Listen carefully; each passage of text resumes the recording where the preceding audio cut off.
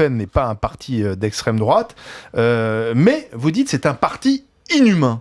Ça veut dire quoi ? Alors d'abord, je dis qu'il faut cesser d'employer des mots qui ne sont pas appropriés, qui sont des mots très lourds de sens, qui ont été associés à beaucoup de malheurs dans l'histoire. Donc il y a le mot extrême droite, nazi, fasciste, raciste. Tout ça sont des mots qui ne correspondent pas. Il se trouve que l'extrême droite dans l'histoire, ça n'est pas ce qu'est le Front National aujourd'hui, ce qui n'est pas un jugement de valeur sur le Front National. Juste. Alors c'est quoi si c'est pas l'extrême droite, c'est où ? C'est à droite ? Il faut sur l'échiquier politique. Mais non, ça ne se place nulle part sur l'idée que nous faisons en général de l'échiquier politique. Et le nazisme, le fascisme, vous placez où ? Placez où le nazisme, qui a été une tentative de dépasser la droite et la gauche, qui a recruté à droite et à gauche. Bon, comme le nazisme était national-socialiste, rappelez-vous. Donc, il faut arrêter d'employer ces mots n'importe comment. Et le racisme, c'est pareil. À force de parler de racisme à tout bout de champ, on finit par affaiblir ces mots, et après, ils ne peuvent plus servir à émouvoir les consciences quand c'est absolument nécessaire. Donc vous donnez raison à Marine Le Pen qui disait « Moi, je porterai plainte si on continue à dire que mon parti est d'extrême droite. » Ça n'a aucun sens. C'est ce qu'elle veut, mais je pense que c'est pas un problème c'est pas un problème judiciaire, problème intellectuel.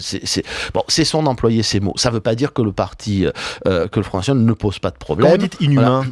Non, j'ai dit, il a une conception profondément inhumaine du pouvoir, qui vient d'ailleurs de ses origines. Alors c'est vrai que ses origines, à l'origine, ça a été fondé par des groupuscules qui venaient du nazisme, du fascisme, de l'extrême droite, de l'OAS, etc. Bon. Il s'en est détaché, c'est-à-dire que ces groupuscules ont été noyés, les extrêmes sont partis ou sont morts, mais il en reste, et profondément antigaullistes, absolument, profondément antigaullistes. C'était des mouvements, c'était des partis, des groupuscules qui ne vivaient que à travers la haine qu'ils vouaient ou la détestation qu'ils vouaient aux ennemis qu'ils s'étaient choisis. Bon. Et ça c'est resté, le reste est disparu, mais ça c'est resté, ça crée une très particulière conception du pouvoir. C'est le Front National vit non pas avec des adversaires, mais avec des ennemis. Bon. Et ça en fait évidemment l'instrument le plus adapté pour porter la colère. Simplement, on ne gouverne pas avec la colère. Et la colère, elle exprime, encore une fois, un rapport au pouvoir curieux, parce que la colère, on ne discute pas avec elle. La colère, on ne peut pas la raisonner. La colère, elle n'a pas de sentiment, pas d'état d'âme. Et moi, je suis frappé de voir à quel point le Front National porte une conception du pouvoir dans laquelle il n'y a jamais d'état d'âme, jamais de sentiment, jamais la prise en compte le souci de l'humain. Tout se règle, tout se tranche, tous les nœuds gordiens de la politique et du pouvoir se tranchent pour eux à coups d'épée. Il y a jamais une hésitation.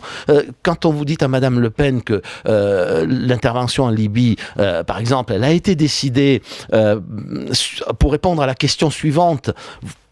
Non pas ce que vous voulez changer le régime libyen, etc., mais pour répondre à la question suivante.